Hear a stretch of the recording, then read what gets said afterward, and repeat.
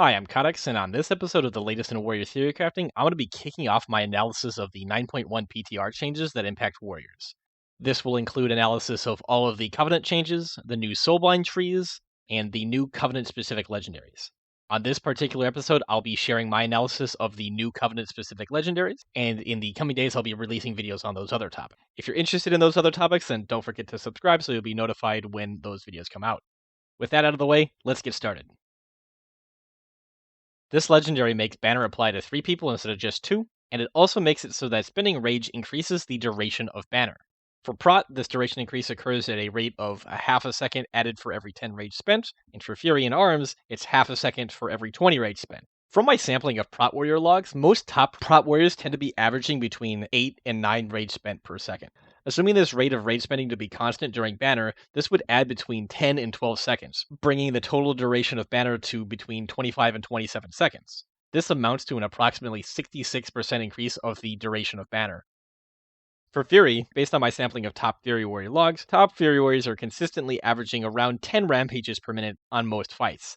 This equates to a rampage roughly every 6 seconds. Now, because rampage costs 80 rage, each rampage would add 2 seconds to Banner.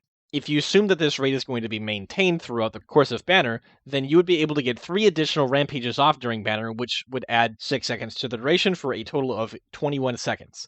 This would mean that this legendary would increase Banner's duration by about 40%. Now, I did not analyze this legendary for Arms, partly because I'm lazy, but mostly because there's literally only 28 Necrolord Arms Warriors out there currently raiding. Overall, I think that if you're committed to playing Necrolord for the raid DPS gain, and you're willing to sacrifice your own personal legendary for that purpose, then this is a really strong legendary, and it drastically increases the net raid DPS provided by Banner. Sinful Surge causes Condemn to increase the duration of spec-specific effects. For Arms, Condemn would increase the duration of Colossus Smash by 1.5 seconds. For Prot, it increases the duration of Last Stand by 4 seconds, and for Fury, it increases the duration of Recklessness by 3 seconds. Because Arms tends to alternate between using Condemn and Overpower during Condemn windows, if you had exactly 0 haste, then this legendary would extend the Colossus Smash debuff during Condemn windows to a total of 20 seconds. However, most Arms Warriors are obviously not running with 0 haste.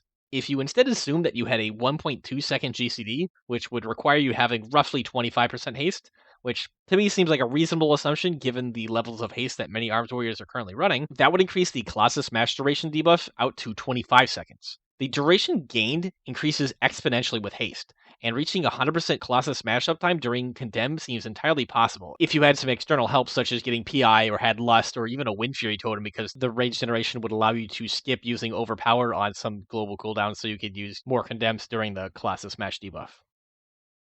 For Fury, quite simply, getting 3 seconds of Recklessness per Condemn will put Recklessness uptime to nearly 100% during Condemn phases. The only limiting factor would be how much haste you have. With roughly 25% haste, this would put Recklessness uptime to somewhere around 80%, and that's without considering any sudden death procs, which would obviously push the uptime even higher. Ignoring sudden death procs, if you were able to get 50% haste, then that would be the breakpoint for being able to achieve 100% uptime of Recklessness during Condemn windows. While at its surface, this legendary seems like a somewhat mediocre survivability legendary for Prot, it's actually more of a half DPS, half survivability legendary once you consider the unnerving focus conduit. From my sampling of Prot Warrior logs, it appears that most Prot Warriors are averaging around 15 to 18 rage gained per second from non-Covenant specific sources, and so with unnerving focus, that would allow you to maintain 100% uptime on Last Stand and use Condemn at least every other GCD, and likely more often than that. Being able to use Condemn more often also makes Condemn a more interesting mitigation tool because the damage absorbed that it provides is not insignificant. And from some of the logs that I was looking at, it was able to provide roughly 2,000 effective health per second worth of damage absorbs. And these are current rating logs in the Castle Nathria, so obviously that effective HPS would increase if you had this legendary. Ultimately, this legendary seems very situationally strong. If there's any encounters in the new raid that feature really extended Condemn windows, then this legendary could potentially be a must-have for any Venthyr warriors. Nature's Fury increases the duration of the Ancient Aftershock ground effect, and also makes the damage done by Ancient Aftershock apply a stacking dot. With this increased duration, assuming that you're able to keep the mob in the ground effect, you should reach 6 stacks by the last time the ground effect ticks. While I'm not able to confirm how fast the dot is ticking, and I'm also currently not able to confirm how many times it ticks, I'm going to be assuming that it will tick 1 time between each refresh and that it ticks 3 times total. My reasoning for assuming that it's going to tick 3 times is based off of the damage formula that is being shown on Wowhead. Based on these assumptions and the tooltip damage that is shown for my character on the PTR, the total damage gained per target hit by this legendary would be around 10,000 damage. Now, in terms of DPS, this would equate to around 130 DPS per target if you're using the Destructive Reverberations conduit, or around 100 DPS without that conduit. It's also worth mentioning that Destructive Reverb does not appear to affect the damage of the dot. Based on these numbers, it does not look like this legendary would overtake Signet of Tormented Kings for single target DPS. As for AoE, my math is suggesting that Signet is still ahead as well in that, though I am not as confident in my ability to model AoE DPS, so take that with a grain of salt. So that's my current analysis of these new legendaries.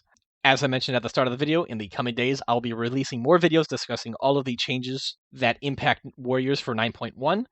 Exactly when I release these videos depends on how long it takes me to fully analyze each of the changes, but I'm hoping to get them done as soon as possible. In the meantime, as always, tell me why my opinions are dumb. Also, if you've got any topics you think that I should be researching for the next episode, or if you've done some warrior theory crafting yourself and would like me to highlight your findings, let me know in the comments. Lastly, I just want to say thank you for watching this video, and subscribe for more.